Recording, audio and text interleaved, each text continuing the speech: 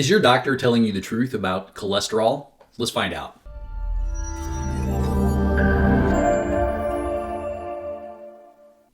Hello and welcome to another edition of the Ask Dr. Pickel Show, and today we're going to talk about cholesterol. Recent patient of mine, and actually I see many patients that come in with telling me, hey, I've got high cholesterol, how do we get it down? My doctor wants me to get on a statin drug. My doctor wants me to get my cholesterol down. He says it's too high, or she says it's too high. But this recent patient, he's a little bit of an older gentleman. He loves to play golf, but he noticed when he was out there on the fairway, he was like, I used to be able to walk 18 holes, no problem. He goes, now I can barely walk one. I can barely make it to the green. And I said, well, what's going on? What has changed? And we started to talk about some things. And one thing that happened is he'd went in, and actually this has been going on for a few years. He's had high cholesterol. And his doctor has upped his cholesterol medication quite a few times. And of course, his number keeps going down, but he's like, gosh, I just, and again, he never put those things really together, but we wanted to put them together a little more for him. And not only that, but I think it's important that anybody who has been diagnosed with high cholesterol should understand what that really means and the research behind it and what this whole thing is all about. So when we look at high cholesterol, when you get, let's say this was this gentleman's blood test. So we got his blood test back. His total cholesterol was at a 302. He said it used to be a lot higher than that. And then what's considered his LDL, his bad cholesterol as they call it, was at 221. Again, shouldn't be above a 99. And then his HDL cholesterol, considered his good cholesterol as the doctor told him, was at 36, which is too low, which it should be greater than 39 to be normal. So again, number one, we've got to look at a few things here. These numbers, these ranges, it's interesting how they've changed over time. And also, really, if you look for a lot of research on foundations for those numbers, it's really pretty arbitrary. But let's go into this a little more. And why is LDL considered bad? And why is cholesterol considered bad? So let's dive in with this. LDL, often called the bad cholesterol, it's actually large, fluffy cholesterol. And that's actually healthy. We need cholesterol. Cholesterol is not a bad guy. We have to have it. Cholesterol, actually, basically this LDL is a protein that transports your cholesterol, and it transports the cholesterol to the cells. So think of LDL as like the taxi cab that carries your cholesterol to your cells. Your cells have to have cholesterol. What do we need cholesterol for? Is cholesterol this bad guy that you got to get rid of? Totally not. In fact, our whole brain and nervous system pretty much made of cholesterol. All the oils in our skin, the membranes of our cells, which are crucial for us to live, made of cholesterol. Every hormone in our body made of cholesterol. Actually, the list goes on. We have to have cholesterol. It's detrimental that we have it. So why do some people have cholesterol issues and some people don't? Well, let's get into that because first of all, let's stop calling these LDLs bad. They're not bad. We actually need them. We have to have transportation of cholesterol to our cells. Now, HDL often gets the good label here, known as the good guy, and it's also a high density lipoprotein. And it's a protein again, carrying cholesterol, and it's like that taxi cab, but it's transporting that cholesterol back to your liver. So both of these have roles in doing work. Now, let's go into another type of cholesterol that nobody's talking about, that your doctor probably isn't testing, and that you know nothing about. And if you do, you've done some homework, so good for you. So this is small density LDL. This is normal LDL. See the difference in size? Yeah, there's a problem with that. Now, number one, this type of cholesterol, this type of LDL, small density, how does it get that way? How does it go from this to this? Well, what happens is if you have any type of inflammation in your body, if you have blood sugar problems, if you have oxidative stress because you don't get enough antioxidants and your diet's horrible and you eat and drink bad and do bad things to your body, you're going to get increased small density LDL. So there's a problem with this. Small density LDL can fit into cracks, unlike large density LDL. So as this LDL floats through your bloodstream and it's moving through here, think of the little tiny ones. So let's say you have some inflammation in your arteries, and that creates a small gap. Now, what happens if that small one gets lodged in that gap? Yeah, it happens, and it happens a lot. and then it starts to accumulate into this area here. Now, this is really what that plaque, when your doctor says, hey, you're getting your arteries clogged up, this is a plaque. That plaque does not occur inside the artery. It occurs under the first wall of the artery called the intima. So it gets lodged in there. So yeah, that's a problem because it can lodge more and more. Now, your immune system is going to say, hey, that's not good. We don't want that in there because it's creating problems. So then your immune system is going to send in some immune system cells. They're called macrophages. And then it's going to send in those. It's going to kind of get rid or disable this cholesterol from causing more problems in there. But the problem is when it does that, when it gobbles up, think of those macrophages as Pac-Mans that go in there and gobble this up. Problem is when they eat cholesterol, they turn into what are called foam cells. And these foam cells can be just as much of a problem. And this can start to cause this arterial plaque. And then eventually this plaque, because inflammation draws in calcium, this plaque can actually start to calcify. And that's when you get calcification of arteries. So that's kind of the story on that. That's important that you know that and understand that. But that's not caused by the big LDL particles, the ones your doctors are looking at on your blood test and saying, hey, your LDLs are high. You got to do this. You got to do that. No, it's caused by the SDL or the SD-LDL. Now, how would they measure the SD-LDL? They need to test what's called an NMR test or a VAP test. If they're not looking at that, then you know your doctor really isn't digging in and looking into things if you have these types of issues. So now, what about cholesterol? I mean, what's the even bigger story here? What's important? So basically, a lot of cholesterol, let's put it this way. Number one, every cell in your body makes some cholesterol. In fact, our brain makes a ton of cholesterol to help keep itself going. It makes about, well, let's put it this way, about 75% of its own cholesterol. So it comes out of the cells. So the thing is we need cholesterol to be produced and we need it to recycle so we can keep it going because only a small percentage, only about 25%, actually it's even some things say about 20% comes from our diet. The rest is being recycled by our body. Now, also think of it this way. If you decrease cholesterol in your diet, your body makes more. It compensates. If you increase cholesterol in your diet, your cells make less. So there is this normal compensation if your body's working properly. Now, the liver is very important when it comes to cholesterol because it takes these raw materials, this cholesterol, these fatty acids that we eat, absorb through our gut, go in, and our liver says, hey, I'm going to turn that into a very low density lipoprotein, a VLDL, and you can measure those too. And now then that VLDL turns into the big fluffy LDLs, the happy ones, the ones we need that help to transport that cholesterol. And then this whole process occurs again because you recycle them. Now, basically around this LDL, there's a protein. It's called ApoB, apolipoprotein B. You don't have to remember that, but there's actually, sometimes you might see that on your blood test or you can get it measured. And that says, hey, this is the signaling that tells the liver to say, hey, open the door and let the cholesterol delivery guy deliver this LDL particle. So now this receptor here accepts the LDL, goes back into the liver and gets recycled, and this whole thing happens over and over. Now, sometimes if people have elevated ApoB, that also is a sign of, hey, I might have an elevated problem here.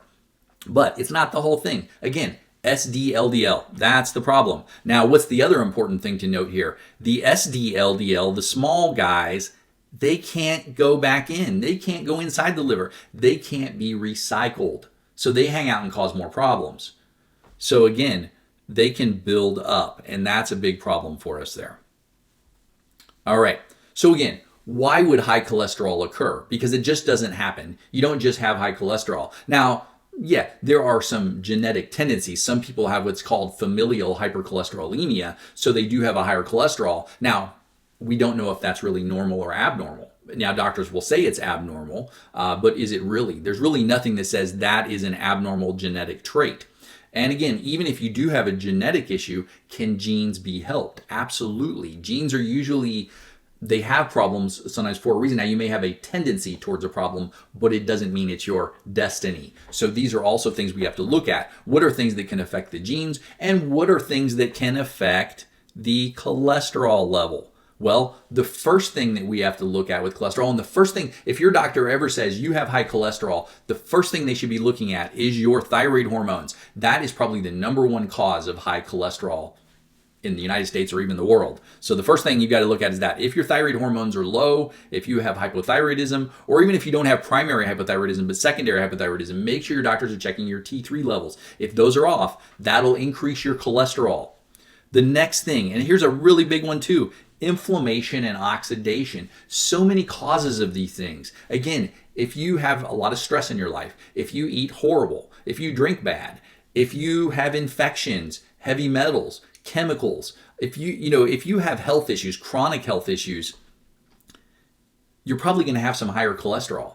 And that's due to this. It's not due to the cholesterol itself. Yeah, there's a cause, there's a reason. Cholesterol is an effect, it's not a cause.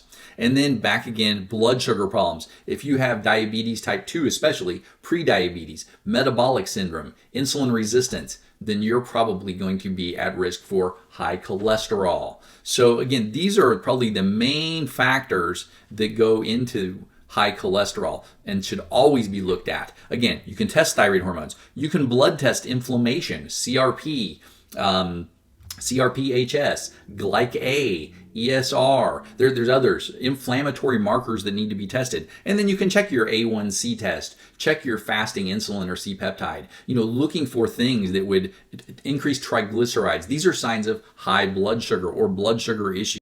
All right, so this is a more recent, very recent research study here, and it's the Dietary Cholesterol and Cardiovascular Risk, and it's the American Heart Association is saying, wait a second, does cholesterol relate to cardiovascular risk? Does it relate to any type of heart disease? So here's what's interesting. Let's scroll down and see what their study says. In fact, if we go down here to the relationship between dietary cholesterol and cardiovascular risk, we see what they did is they went over 12 major studies and they reported no significant association between stroke, heart disease events, or death from heart disease and dietary cholesterol, regardless of the dietary assessment method. So basically they're saying here, hey, we looked at these major studies, nothing is showing us that there is a relationship between cholesterol and heart disease.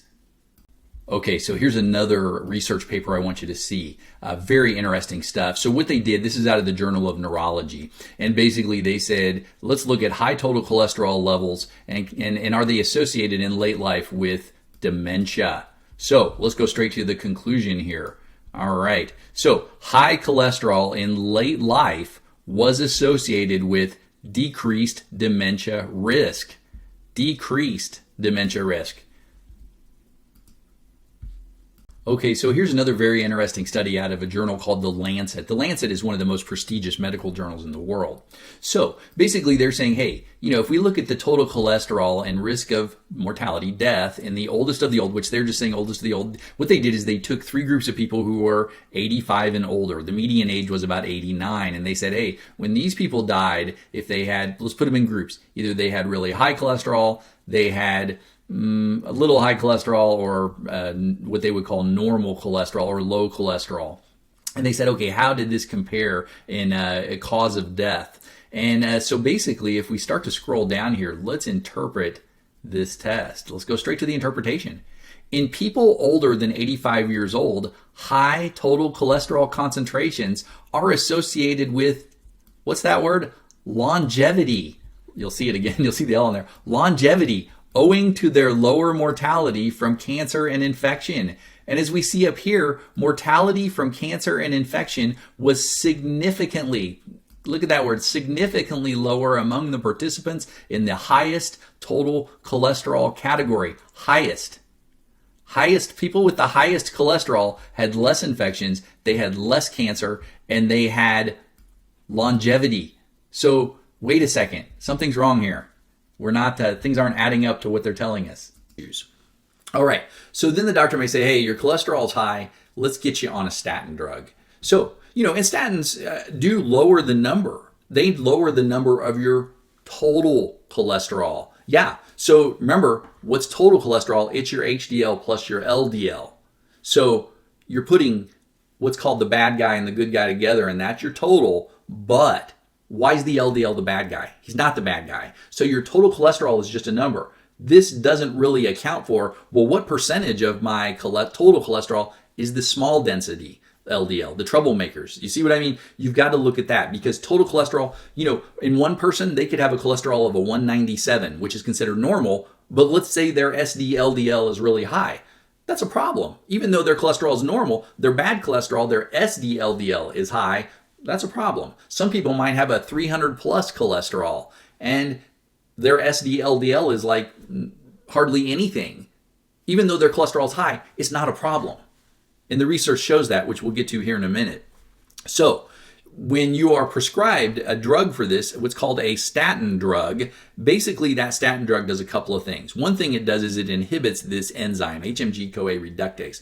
That's an enzyme that basically helps you turn things into cholesterol. Now, it goes down a certain path. When HMG-CoA is working properly, it moves down through a few different steps. Now, here's one step, and then this final step. Now, this final step turns into cholesterol.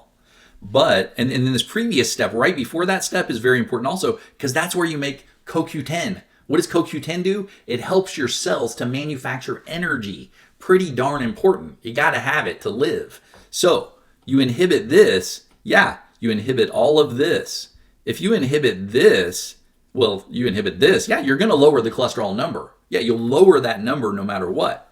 But also, if you inhibit this, now you inhibit production of CoQ10. And there are ramifications to that, horrible ramifications. So again, number one, you just decreased energy production to your cells. Now, this is really going to affect the areas of your body that utilize the most energy: the brain, the heart, the liver, and muscles. So this is where the problems are going to start to show up. And that's why when you're on these drugs, doctors are going to say, hey, we might need to check your liver enzymes every once in a while. Tell me if you get any muscle pain.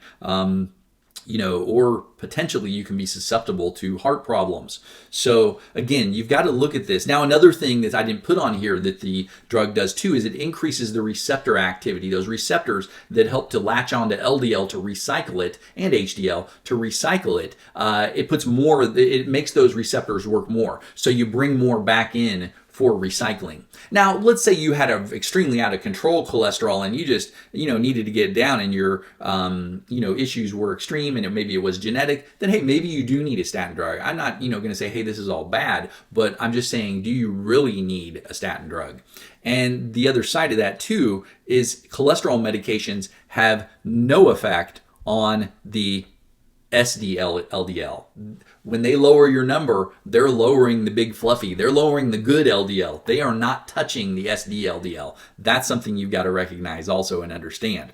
So what can be the side effects of taking these things? Because I think it's important and if you ever prescribe these, number one, you need to be taking not CoQ10. If the bottle says CoQ10 on the ingredients, don't buy it or throw it in the trash. If it says ubiquinone, don't buy it or throw it in the trash. If it says ubiquinol, then you need to take it.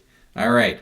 So first of all, statin drugs are known to cause type 2 diabetes, neurological problems, because they affect fats and oils, cholesterol, which makes up your nervous system. So this can damage your nerves. Neurocognitive effects, that's like focus, concentration, drive, motivation, the nervous system, even emotional side potentially. They can increase your risk for hemorrhagic stroke. That means you can have a stroke in your brain.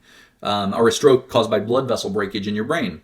They're toxic to your liver. They're toxic to your kidneys. They can cause other conditions. Now, one of the big known ones that was happening with this patient is we found out he couldn't walk down the golf course because his muscles were getting damaged. And so this is a big effect of statin drugs, because you're decreasing energy production to muscles, so muscles can't heal, repair, function. So the first thing, or one of the things that can happen, is called myalgia. You start to get muscle pain. And this will occur in bigger muscles first. That's why a lot of people say, oh, my legs, I'm feeling it like in my thighs. Then we can get myopathy. Now we start to get muscles that are breaking down, muscles that are just starting in these early phases of degenerating. And then we can start to get swelling in the muscles, myositis. And then here's a really big last stage, rhabdomyolysis. And wow, that's when your muscles basically turn into jello. There's nothing really left there. They're really getting destroyed. Again, not a good thing. Okay, so this is in regard to statin drug use, cholesterol lowering drugs. And this is basically from the Society of Nuclear Medicine and Molecular Imaging and their major conference that they had. And basically, I didn't highlight that. That was already there. But basically they said taking lipophilic statins more than doubles their risk of developing dementia compared to those who do not take statins. So they said, hey, we're noticing not only that, but even impacted Alzheimer's disease. So not good for the cholesterol lowering drugs whatsoever. All right. So what can you do? The first thing, whenever you're diagnosed with high cholesterol, that you need to do, make sure you look, do I have a thyroid issue? And again, not just a TSH and a T4 on your blood test. You need to look at the T3 numbers. Look at one of our other videos on thyroid hormone and checking that out. Look for inflammation. Is there inflammation in my body via blood test, or do I know that I'm inflamed and I eat horrible, drink horrible, do bad things to my body? And then also, do you have a blood sugar issue? Because if you do, then you definitely need to do some things about that. You need to look at diet, look at some certain supplements, do some things to get your blood sugar under control, potentially exercise if you're not too inflamed. There's different steps for all these things. And then there's also nutrients that can help support lowering cholesterol, but we shouldn't have to even do those. We should be able to get it under control by getting these other things I just mentioned under control. So I think it's important that you know the truth about cholesterol and potentially the things that your well-meaning but uninformed doctor is not telling you about this whole issue, because it does all fall under standard of care. And I hate to say that these doctors are being taught the way of just, hey, high cholesterol, here's your statin drug. That's just what's called standard of care. And the problem is under standard of care, if you get damaged by that drug, the doctor's not at fault because they just followed what they were told to do. So there you go. All right. Well, God bless. And I hopefully you got some great information out of this, and I will see you on the next video. Watch that. I think you'll like it a lot.